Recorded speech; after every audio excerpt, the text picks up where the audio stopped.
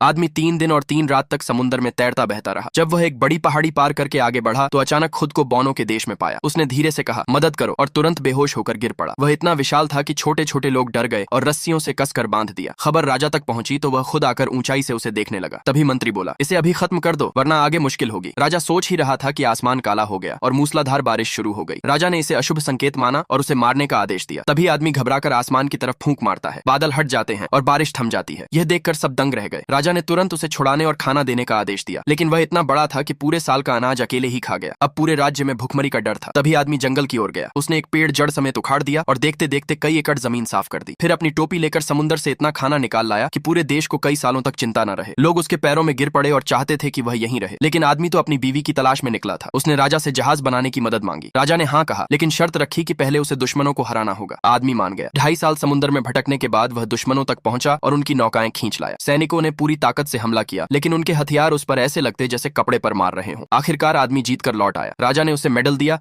और शहर में खुली आजादी दे दी। लेकिन कुछ ही दिनों बाद राजा को लगा कि यह आदमी उससे ज्यादा मशहूर हो गया है और उसकी गद्दी खतरे में है। उसने उसे खत्म करने का प्लान बनाया। उसी दौरान अचानक महल में आग लग गई। राजा और रानी फंस गए। आदमी ने पानी पीकर आग पर फूंक मारी और सब बुझा दिया, लेकिन इससे राजा की इज्जत मिट्टी में मिल गई। गुस्से में उसने सैनिकों को भेजकर आदमी को पकड़ने का आदेश दिया। एक मंत्री ने यह बात पहले ही बता दी। आदमी बहुत दुखी हुआ। उसने दुश्मनों को हराया, राजा की जान बचाई और अब वहीं उसे मारना चाहता था। वह जहाज लेकर वहां से निकल गया।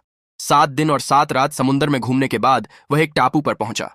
वहां उसने अपने जैसे 2 इंसान देखे, लेकिन पास जाकर पता चला कि वो पुतले थे। तभी एक बड़ा साया उसकी तरफ आया। पलटकर देखा तो वह एक विशाल बच्ची थी। डर के मारे उसका हाल खराब हो गया और वह नाव में भागा, लेकिन बच्ची ने नाव समेत उसे हाथ में उठा लिया। बच्ची ने उसे राजा को तोहफे में दे दिया और किस्मत से वहीं उसे अपनी पत्नी भी मिल गई। राजा और रानी ने उन्हें नुकसान नहीं पहुंचाया, बल्कि उनके लिए शानदार घर भी बनवा दिया। अगले दिन राजा ने उसे शतरंज खेलने बुलाया। मोहरे उससे भी बड़े थे। हर चाल चलना मुश्किल था, लेकिन किसी तरह वह जीत गया। यह हार राजा को बर्दाश्त नहीं हुई।